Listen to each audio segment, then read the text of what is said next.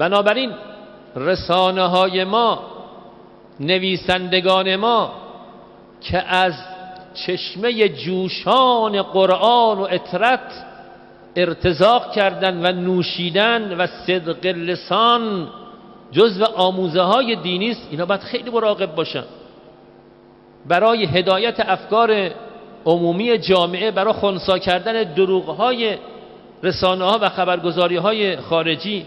باید از سر صداقت و درستی آنچه که مصلحت است، آنچه که حکمت اقتضا میکنه، اولا حقایق رو به سمع و نظر مخاطبین برسونن، ثانیاً دروغ هایی که خبرگزاری ها و رسانه های جهانی و این امپراتوری رسانه کفر و استکبار پخش میکنن از طریق های مختلف، اینها رو خنثی کنن. وقتی که مدیران جامعه با مردم از سر صداقت صحبت میکنن، اعتماد مردم رو به خودشون جلب میکنن. اما به عکس، اگه یه مدیری پیدا بشه به مردم دروغ بگه، آمار و ارقام دروغ به مردم بگه، مردم اعتمادشون از او سلب میشه.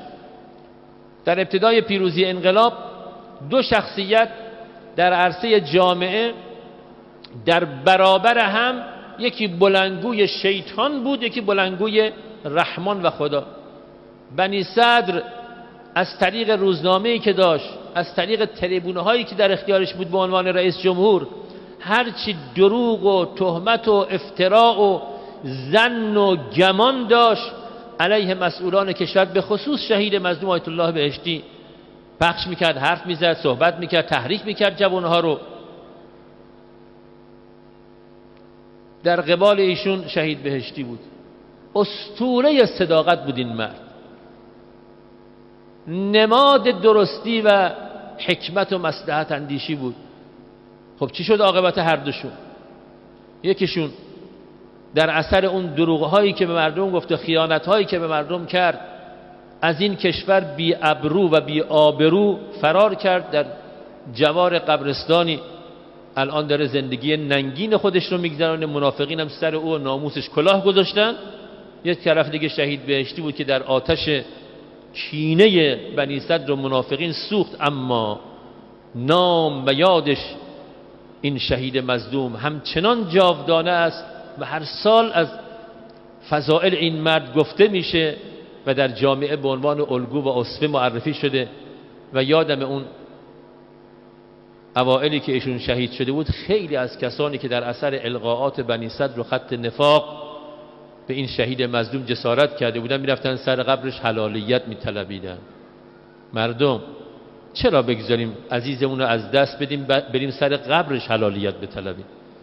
تا مسئولین خوب و متعهدمون هستن، تا این سرمایه های نظام و انقلاب هستن، قدرشون رو بدون، حرمتشون رو حفظ کنیم، شایعه ها رو درباره اینها باور نکنیم. دشمن میخواد اینها رو خراب کنه. صداقت و راستگویی اونقدر کار مهمی است که در جایگاه خودش به عنوان یک جهاد محسوب میشه. در قرآن فرمود رجال صدقوا ما عاهدوا الله علیه. ببینید درباره این مردان الهی چه تعبیری شده. امروز متاسفانه در دنیا راستگویی و صداقت در معادلات سیاسی گم شده، به طوری که الان هیچ یک از سیاستمداران دنیا به لحاظ رفتاری که داشتن، مردم انتظار راستگویی از اینا ندارن، بس که دروغ گفتن. یعنی جوری رفتار کردن مردم دیگه از اینا توقع راستگویی ندارن. حتی اگر یک مسئولی بیاد به مردم بگه من یه حرف راست رو میخوام به شما بزنم، مردم میگن همینش هم دروغه. و در این دنیای ظلمانی انقلابی پیدا شد به رهبری حضرت امام قدس سره و خون شهیدان و مجاهدت شما مردم و هدایت مراجع و علما پیدا شد که ادبیات سیاسی جهان رو عوض کرد. الان در مذاکرات، در صحبت‌ها، در برخوردها، این صداقتی که نظام ما در مذاکرات داره، در معادلاتشون، در رفتارهاشون با دنیا دارن، اصلا عوض کردن. رئیس جمهورهای ما در سازمان ملل، در اون تریبون عمومی سخنان درست و صحیحی رو از طرف نظام میگن، ولی خیلی کسا هستن که در اونجاها حضور دارن بر نمیتابن، بدشون میاد، اصلا گاهی وقتا جلسه رو ترک میکنن چون رئیس جمهور ما داره در اونجا صحبت میکنه. بنابراین بحث عدالت، بحث حقوق بشر، دفاع از مظلومین که الان در دنیا مثل آمریکا شده طرفدار حقوق بشر، ببینید چقدر وارونه کردن. اما نظام جمهوری اسلامی ایران آمد راستگویی رو در رسانه ها و تریبون های جهانی از طریق رهبرشون، مسئولینشون، مردمشون در این دنیا به نمایش گذاشتن. یکی از علل عصبانیت غربی ها، آمریکایی ها، صهیونیستا از ما همین راستگویی مسئولین و درستگویی و افشاگری دروغ های دشمن از طرف مسئولین ماست. خب سوال در اینجا مطرح میشه و اون این است که اگر راستگویی این همه ارزش داره، این همه اعتبار داره و دروغگویی و ترک راستگویی اینقدر انسان رو بی اعتبار میکنه، انسان رو دروغگو جلوه میده، چرا عده‌ای از مردم همچنان از صدق و راستگویی پرهیز دارن، مرتکب دروغ میشن؟ چرا اینجوریه؟ چرا بعضیا هر چه نصیحتشون میکنی دست از دروغگویی بر نمیداره؟ چه چیزی تو وجودش هست که دست از این بر نمیداره؟ جواب رو از قول وجود مقدس نبی اکرم حضرت محمد صلی الله علیه و آله و سلم بشنوید.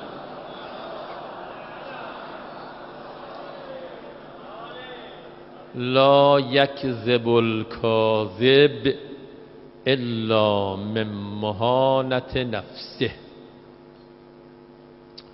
انسانی که دروغ میگه از نظر شخصیتی خودش رو خار و حقیر میبینه. چون خودش رو خار و حقیر میبینه دیگه نمیتونه راست بگه. آدمی که از نظر شخصیتی له شده، حقیر شده، ذلیل شده، پست شده. یک نصیحت به خودم و شما در تربیت فرزندانمون، آقایان، خانمها، بچه هامون رو جوری تربیت کنیم وقتی راست میگن حتی اگر برای ما سخت است تحمل کنیم، نگذاریم اونها به دروغ رو بیارن. بچه نگاه میکنه به رفتار مربی، پدر، مادر، معلم، جامعه. اگر دید راستگویی بازار دارد اونم راستگو میشه. اگه دید دروغگویی بازار داره وقت دست از راستگویی برمیداره. همتون هم امتحان کردین، دیدین نمونه هاشو. بنابراین باید انشاءالله از این ماه مبارک رمضان و از عنایات خدای تبارک تعالی در این ماه به بندگانش بهره برداری کنیم از این فرصت و برای دنیای خوب خودمان و معرفی نظام جمهوری اسلامی به عنوان الگو در دنیا صدق اللسان رو همچنان وجهه گفتار خودمون قرار بدیم و بدانیم که در دنیا و قبر و قیامت اونی که به درد میخوره راستگویی است. آخرین حدیث رو تقدیم کنم از نبی اکرم حضرت محمد صلی الله علیه و آله و سلم.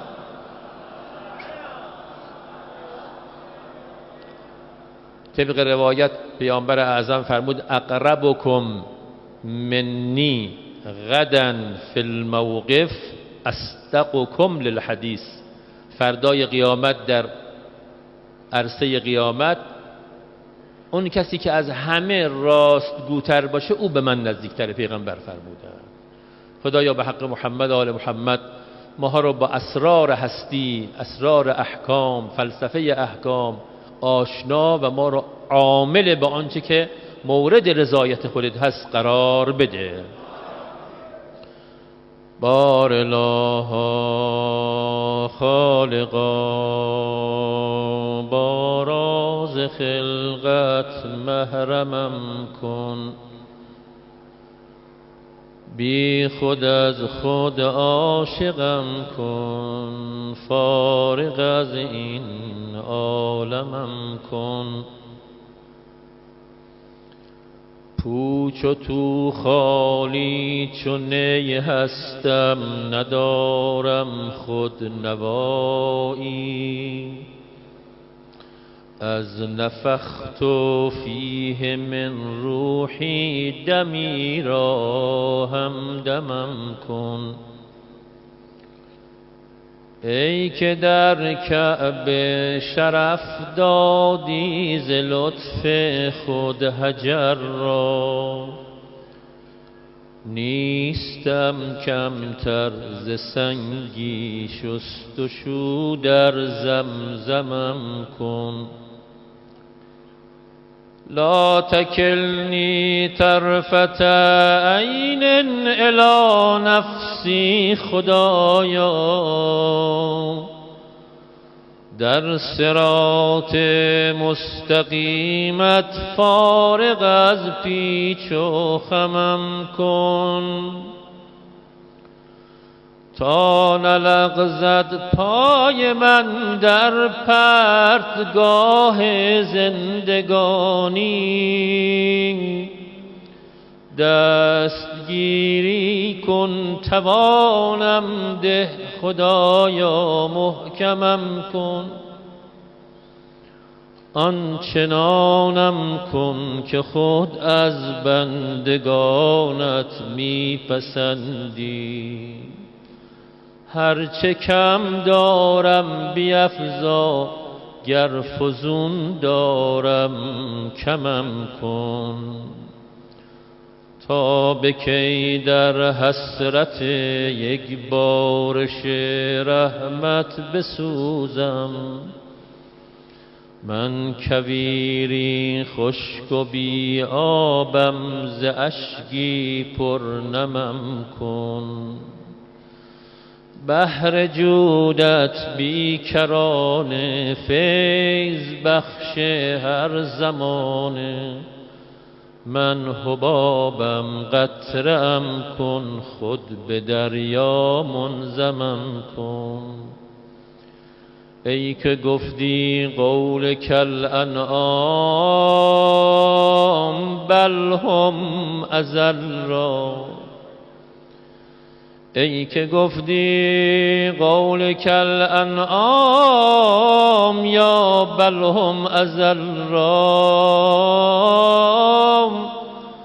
خوی حیوانی بگیر از من خدایا آدمم کن یا ابا جعفر یا محمد ابن علی ایها الباقر یا ابن رسول الله یا حجة الله علی خلقه یا سیدنا و مولانا انا توجهنا و استشفعنا و توسلنا بك إلى الله و قدمناك بین یدی حاجاتنا یا وجیها عند الله اشفع لنا